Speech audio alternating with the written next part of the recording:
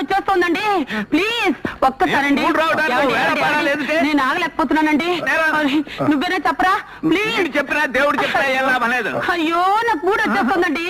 అయ్యో అయ్యో అయ్యో అయ్యో అయ్యో. ఏమండి ఏమండి ఏమండి నాకు ఓపిక లేదు. అయ్యో ఒక్కసారండి. ఏమిటిది అసహ్యంగా? అసహ్యం ఉంది, రోజు ఉండేదేగా. నాకు మూడు వచ్చేసింది, ఆయన ఓపిక లేదంటున్నారు. నువ్వేనా చెప్పవే, నువ్వేనా చెప్పవే. లాభం లేదే. మీరేం కంగారు పడకండి. అమ్మగారు పుస్తకాలు రాసే రచయిత్రండి. అమ్మగారికి మూడు వచ్చేసినప్పుడు నోటితో టపా టపా చెప్పుపోతుంటే అయ్యగారు చకా రాసేయాలండి. ఇంతకీ ఈయనెవరు? మన మేడ మీద గదిలో అద్దెకు దిగుతున్నారు. అడ్వాన్స్ కూడా ఇచ్చారు.